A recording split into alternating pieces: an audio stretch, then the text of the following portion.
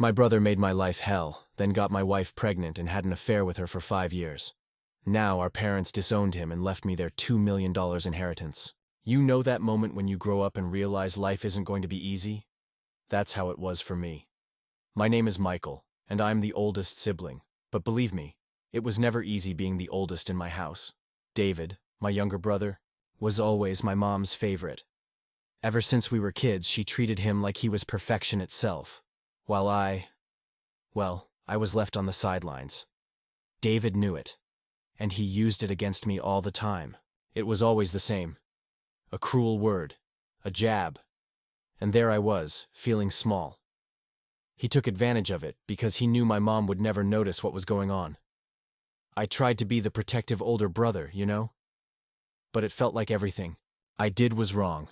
And my dad? Well, he was always busy with work and never really saw what was happening between David and me. When I tried to talk to him about it, he'd just say things would get better. But he never did anything to change the situation. So, I learned to deal with it on my own. But the pain of being ignored and mistreated by my own brother stuck with me. David was always the kind of person who could make you feel worthless. It wasn't just the cruel words. He'd try to humiliate me in any way he could. I remember countless times when he'd call me weak, or say I'd never be as good as him.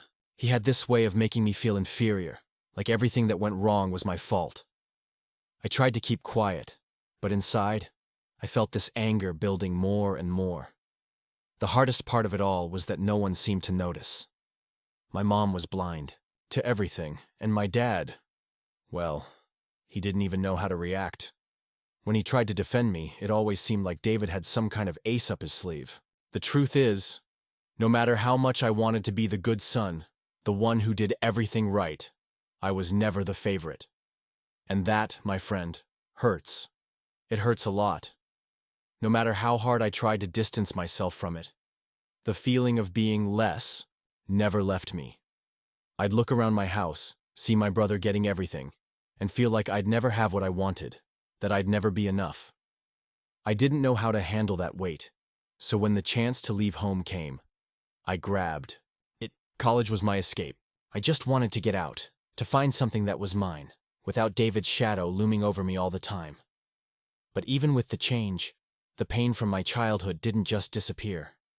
I wasn't in the same house anymore, but I still carried the weight of everything I'd lived through. The anger, the resentment, it was all still there. Even from a distance, David still managed to mess with my head. He was still there, even when he wasn't. And the truth is, I knew I had to let it go. But even now, that hasn't been easy. Left home searching for a fresh start, but part of me knew things wouldn't change overnight. I just wanted to finally look at myself and not feel that weight. But I knew that to do that, I had to face everything that happened back then. And I was starting to realize that maybe, just maybe, that was the first step. College was my chance to start over, to leave behind everything I'd been through at home. I wanted a fresh start, free from my brother's shadow, free from the weight of constantly being compared to him. I arrived there feeling a little lost, but hopeful that I could finally do things differently. That's where I met Karen. She was unlike anyone I'd ever met before. She wasn't there to be the life of the party or to seek attention. She was calm, yet there was something intriguing about her. We talked about everything, movies, crazy philosophies, and the more I got to know her, the more I enjoyed being around her. She had this way of making me feel like I wasn't alone in the world, like I could be more than just David's brother. Over time, we grew closer, and I started to realize my feelings for her weren't just friendly. It wasn't just a friendship. I wanted something more. But, as life often goes, things weren't as simple as I hoped they'd be. One day, Karen told me something I wasn't expecting. She shared that, sometime before we met, David had approached her. She'd been there to listen to him because he was going through a tough time. He'd just come out of a relationship and was feeling lonely. I'll admit, at first, I was annoyed because, well, it wasn't exactly a secret that my brother had a knack for being charming when he wanted to be. But Karen assured me it wasn't anything serious. David had just needed someone to talk to. She went on to explain that, as time passed, things got a bit awkward. David started flirting with her. She wasn't interested in him at all, but she said the situation became uncomfortable, especially because he kept pushing. Eventually, she decided to distance herself. In my mind, that was the end of it. David had tried, but as far as I could see, he'd failed, and Karen wasn't giving him any attention. I didn't bring it up again after that. I was happy to have Karen by my side, and that was all that mattered. But then, things took an unexpected turn. A while later, she told me something that caught me completely off guard. She was pregnant. At first, I was speechless. A baby was the last thing I'd expected to hear about, but she assured me the baby was mine, that nothing had ever happened between her and David after we grew close. I believed her, and in a strange way, it felt like a relief. This was my child, my future taking shape. With that, the decision was clear. We were getting married. Karen was pregnant, and I was ready to step up and embrace this new chapter of my life. After everything I'd been through, I knew this baby was my chance to build something solid, something I'd always wanted. I wanted to be the best father I could be and give Karen the support she needed. The wedding happened soon after. I was confident I was making the right choice. We had a future ahead of us, and I believed in what we were building. I believed we'd be a happy family. Of course, I had no idea what was hidden behind Karen's eyes, what she was keeping from me. I didn't know that, while I was preparing for our baby's arrival, she was meeting David in secret. I didn't know any of it. I was so focused on the future that I didn't see the lies unfolding right under my nose. Karen told me she'd chosen to stay with me, that she wanted to spend her life with me. I wanted to believe her. I wanted to believe that, finally, things were falling into place for me. I was marrying the woman I loved, and we were expecting a child. What could possibly go wrong? I was ready to face whatever came our way, to be the man my family needed me to be. But the truth, well, the truth was still waiting to surface. And back then, I had no idea what was hiding behind those sweet words of love and reassurance. That moment, with Karen pregnant and the promise of a new life ahead of us, I was certain that everything was finally going right. 5 years had passed since Karen and I started our life together. Married, raising a child. I thought we had a solid, normal life, everything I had ever wanted. We didn't know what the future would hold, but I believed our family was built on trust and love. I couldn't have been more wrong. It was an ordinary day, one of those where everything seemed routine, when I realized something was off. I came home earlier than usual and found Karen sitting on the couch, distant, as though she was trying to hide something. There was a weight in the air, something that didn't feel right. She tried to act normal, but the guilt in her eyes was impossible to miss. Something was about to come out and I knew it wouldn't be good. That's when Karen told me the truth, and it felt like the ground disappeared beneath my feet. She confessed that, before we got married, she and David, my brother, had started something more than just friendship. What began as mutual support during difficult times quickly turned into something much more intimate. While I was completely unaware, thinking life was going well, their relationship had already started. But it didn't stop there. After we got married, their affair continued. She tried to explain, saying she felt lost and didn't know how to distance herself from David. Even after our wedding, she stayed in touch with him, meeting him secretly, in hotels, always coming up with excuses about work or other commitments. And I, like a fool, believed every word. I had no clue. Karen tried to justify what she did, but no explanation could erase what had happened. What made it worse? What completely shattered me was the revelation about the child I had been raising. The son I thought was mine wasn't.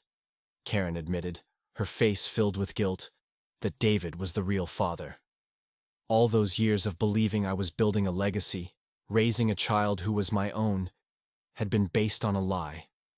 I can't even describe the feeling of hearing those words. It was as if the entire world turned upside down. I felt betrayed in a way I never imagined possible. The child I loved, the one I cared for and believed was my own, wasn't mine. And no matter how hard I tried to make sense of it, the pain of knowing I had been deceived all this time was unbearable. Karen begged for forgiveness, told me she loved me, and swore she regretted everything.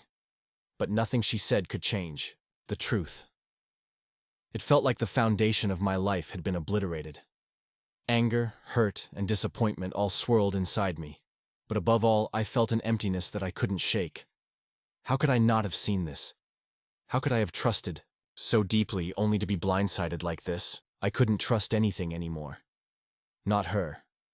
Not myself. That was the moment a divide began to form between us. I couldn't live in that house anymore. I couldn't look at her the same way. Everything that once felt real and certain had been corrupted by lies. The trust was gone, replaced by the unshakable weight of betrayal. I left. I needed time to process everything. I didn't know where I was going or what to do. I only knew I couldn't stay in that lie. The betrayal was too much to bear. Every corner of our house was a reminder of the truth I could never escape. The pain of knowing the child wasn't mine was unbearable. The worst part was that Karen continued seeing David, even after making me promise to stay and hold our family together. The lies didn't stop, even after her confession. I couldn't look at her without seeing everything she'd hidden from me, the truth she'd kept for so long. I was broken. The pain of betrayal wasn't just about the lies. It was about knowing those lies had shaped the life I thought was mine. The child, the marriage, the trust. All of it was destroyed. I didn't know how to rebuild my life, but I knew I couldn't keep going down this path. Whatever came next, the only thing left to do was walk away. Away from the lies. Away from everything. So I could try to find something real. That night, when I left the house, emptiness was the only thing that accompanied me. I didn't know where I was going or what to do with my life from that point on. I just needed distance. From the weight of the lies. From the pain of discovering that my life had been built on a rotten foundation. I couldn't bear to look at Karen or hear any more of the excuses that wouldn't change a thing. The love I had for her was gone, replaced by an overwhelming sense of betrayal and a pain I didn't know how to process. In the days that followed, I felt adrift, almost catatonic. I didn't want to talk to anyone. It was as if the world kept spinning while I was stuck, trapped in a dense fog of confusion and despair. I tried to make sense of everything, but it was impossible. Anger and sadness swirled inside me, but above all, I felt empty. What do you do when the life you believed was yours crumbles in an instant? I eventually found my way to my parents' house. My father had always been my anchor, someone I trusted above all else. But even there, the idea of explaining what had happened felt unbearable. How could I put something so devastating into words? It was my mother who found me first. When she opened the door and saw my red eyes and hollow expression, she knew immediately that something was wrong. I didn't have to say much for her to understand that my world had fallen apart. Sitting in their living room, I started to tell the story. I talked about Karen's affair with David, about the lies, about the child who wasn't mine. At first, my mother tried to defend David, searching for reasons to justify his actions, but I didn't want to hear any of it. She had always known David was difficult, but she seemed unable to accept the truth about him. Maybe it was her way of trying to preserve the illusion of a united family.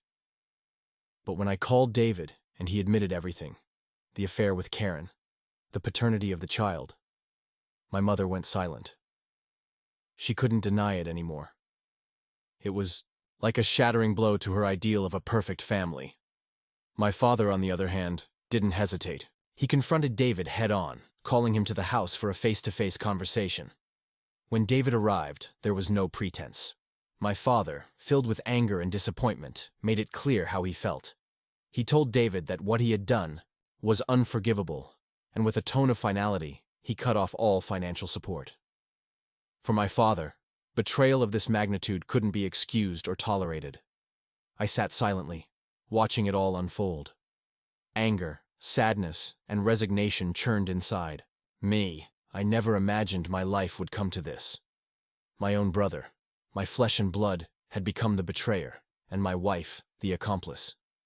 My father, the pillar of strength in my life, now looked at me with a mix of sympathy and heartbreak, as if He too didn't know how to process it all. After that conversation, everything moved quickly. Karen tried to convince me to come back home, pleading that we could still save our marriage for the sake of the boy. But I couldn't even look at her without feeling the weight of betrayal. I knew there was no going back. The paternity test came soon after and confirmed what I already knew. David was the boy's father. Even so, the pain was unbearable. The child I had loved so deeply, the one I believed was mine, wasn't. How was I supposed to continue loving someone who symbolized such a profound betrayal? Divorce became inevitable. I signed the papers quickly, but the sense of loss was crushing. It wasn't just Karen I was leaving behind. It was the dream of a family, the love I had for that boy, the life I thought was mine. Now, without Karen, without David, and without the boy, I was alone. But I knew I couldn't cling to the past. I had to rebuild myself, one piece at a time, and find a way to move forward, even if I didn't yet know where to begin. The days passed, but the pain seemed to have rooted itself deep inside me. No matter what I did or how much I tried to focus on something else, nothing seemed to fill the void left by all the revelations. What once seemed like a life built on love and dedication was now nothing but an illusion, and the truth crushed me in ways I never imagined. Yet, there was a light at the end of the tunnel, or at least something that could represent a fresh start. The inheritance my father left. Me, David, had been disinherited, which after everything that happened, felt like an inevitable decision. My father couldn't accept his betrayal or the way he handled everything. And truthfully, I couldn't digest what he had done either. But as if to reflect what I had become to my father, a son he wanted to support, he left me his inheritance, $2 million. That money didn't feel like salvation, but it did feel like an opportunity to rebuild my life on more solid ground.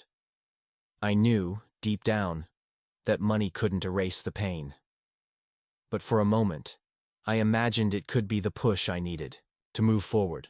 It was the kind of resource I could use to invest in my future, rebuild my career, or start something new. Maybe I could open a business, move to another city, and start over. Even with that amount in hand, the emotional pain lingered. I knew it wasn't enough to erase the last 5 years of my life. Those memories and feelings were etched into me, in a way no amount of money could heal. No financial sum could erase the anger, betrayal, or emptiness I felt when I thought about what I'd lost. What hurt the most was knowing that while I was trying to find a new path, Karen and David were together. They were raising my son, now officially their son, and somehow, I was excluded from my own family. No matter how much I tried to understand, their actions made no sense to me. They were living their lives as if nothing had happened, as if the betrayal and pain they caused me weren't real. They were together now, raising my child, and it cut me in ways I couldn't explain. I looked at that inheritance and saw a chance to start over. But I knew things would never be the same. I still carried the weight of the truth, of the betrayal, and of what truly mattered. Deep down, I just wanted to find something that would give me peace. Something that would make me feel like, despite everything, there was a path to healing. The money was there, but it couldn't erase the pain or make the wounds disappear. That was something I would have to find within myself. Life continued its course, and with it, I came to realize that my future didn't depend on a sum of money, but on how I chose to deal with what had happened. I distanced myself from Karen, David, and the child, trying to create the space I needed for the pain to heal, even if slowly. I sought new ways to cope with the ghosts of the past, even though I knew some of them would never be fully exorcised.